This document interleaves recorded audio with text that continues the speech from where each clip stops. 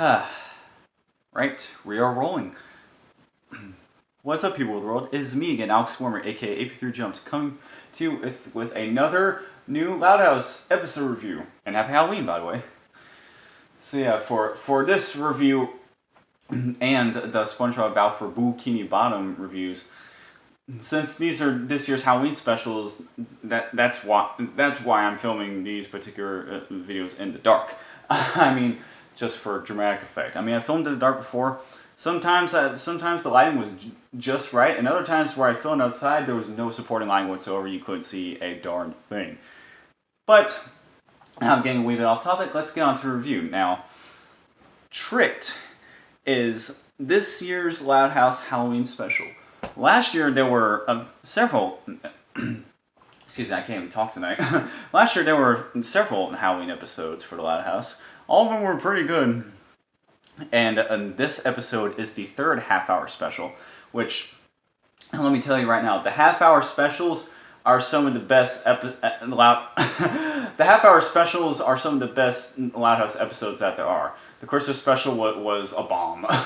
The Memorial Day episode about Ronnie Ann and her family was fantastic as well, and also marked a turning point for the series, a huge turning point. And I'm not just talking about Lynn and Rhea revealing their faces in the Christmas special. I'm talking about, like, that was a big reveal too, but both of them so far have had turning points, big or small. The first two half-hour specials did. This one didn't have any, like, huge turning points. Just a little bit of an early spoiler. I guess this will be a spoiler review, but yeah, this episode was fantastic as well. It was very entertaining. I'm going to try to make this real quick, but because there's only so much I can talk about before I start repeating myself. And also, filming in the dark gets a little tiring on the eyes after a while, but it'll all be fine. So let's talk about why the episode was good. I guess I'll talk about the plot a little bit. There's kind of two plots. Well, two of them are just as important and as the others. Now, the Loud family, they're hosting their corn maze, which looks pretty gosh darn awesome. I know I'm jumping the gun here, but yeah, Lucy's been looking forward to this for her whole life, and her other afterlives too, apparently, because she's had multiple lives apparently. But so yeah, Lynn Sr., he's freaked out. He doesn't like Halloween at all, evidently. So, which further has him remind me of Arwen, another character that Brian Stepanek played way before the Loud House. That's how I got introduced to Brian Stepanek, was on Sweet Life of Zack and Cody, by the way. As Arwen, so, what I'm saying is Arwen and Lynn Loud Sr. are pretty similar. They kind of are, honestly. So I'm getting off topic as usual, but they want to host, the family wants to, Lucy wants to host her corn maze, and Lincoln and Clyde want to find this house that houses full-sized candy bars for trick-or-treating.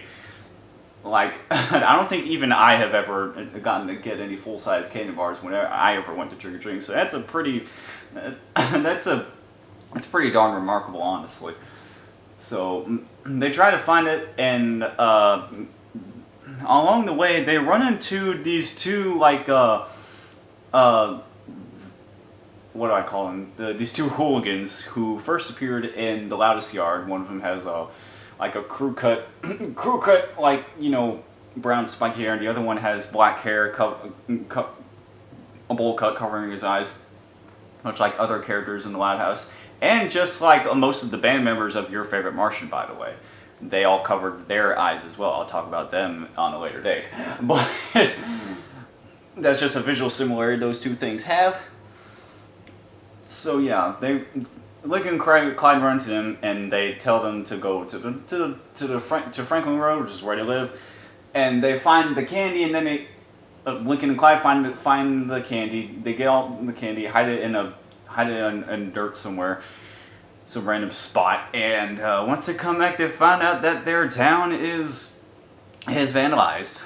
The trees have been teepeed, the pumpkins have been smashed. Everyone's candy has also been stolen by these two jackal. Can I say jackasses? Because I know those reviews are supposed to be sort of PG, but jackasses. There we go. We'll say that. Jacko asses. Yeah, that's what you do. That's what you say. So yeah, they. Of course, the sisters don't know that Lincoln and Clyde are accidentally lured them. Well, they told them to go over to Franklin Road where they live, but they didn't realize what they do to Franklin Road and all the neighborhood. And Lincoln and Clyde feel bad about it. Again, none of the sisters know, by the way, which is good. Imagine what they do to them if they did know. But they never find out. But by the way, but they go to try to retrieve the candy, and in doing so, they come all the way back to the house, and they convince them to go through the corn maze, which winds up being their weakness. And then the theme song plays. The theme song plays for this episode. It's called. The song has the same name as the episode, "Tricked," sung by Nika Futterman once again. The song is just fantastic. The visuals are fantastic.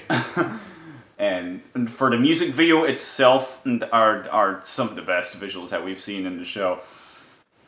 And by the way, the episode as a whole looks very good. By the way, and this episode as a whole has some of the best visuals, much like How the Christmas Special did. But let me get back to where I was talking about mainly. See, I lost my train of thought. Damn it. And after the amazing theme song ends, performed by Luna / Nika Ferdinand once again, the Vandalists, they run off, and by doing so, by having I can't talk tonight, like I said. But since the corn maze worked on those two guys, the neighbors all saw what was going on, and they were able to come visit the corn maze as well. So Lucy's plans did not go in vain at all. Actually, she wound up having a successful corn maze and a successful Halloween, along with everybody else, and that's it. That's it story wise. So I guess I'll give my final thoughts on it. The humor is fantastic. The visuals, like I said, are fantastic. Everything since the Halloween episode is very bloody and gory, and I can appreciate that. The SpongeBob Halloween special was pretty dark and grim too, even for a Halloween special. Which, wait a minute. One thing I forgot to mention in my review for the SpongeBob Halloween special is that one of the popular SpongeBob theories was acknowledged in that episode, and that has to do with Krabby Patties actually being made out of fish, and that's what Plankton tries to do to scare. That's what Plankton and Karen try to do to scare SpongeBob and Patrick.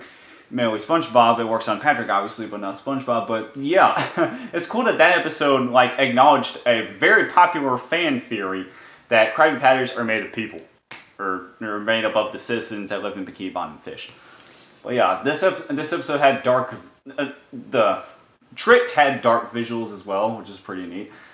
And the characters' costumes were all pretty neat as well.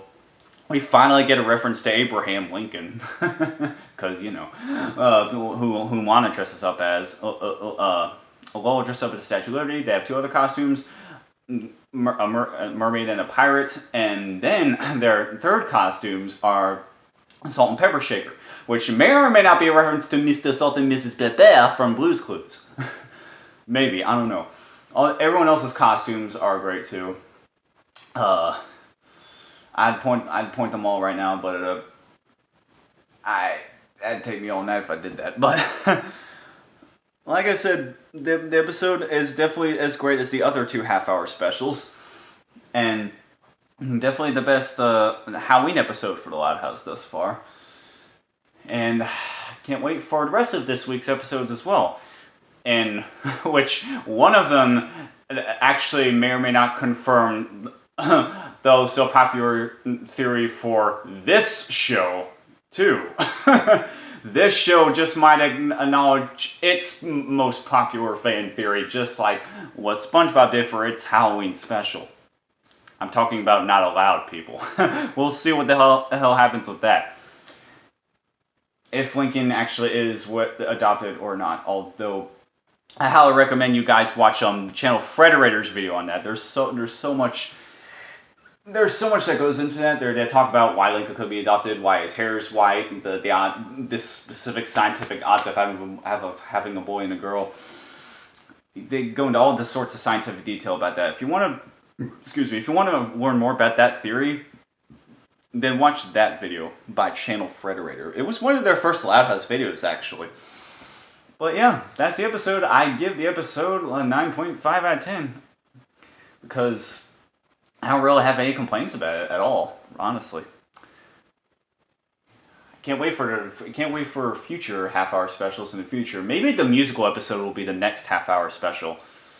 Of course, we said there'll be a couple more this season. This and like I said, the musical special. That's going to be awesome.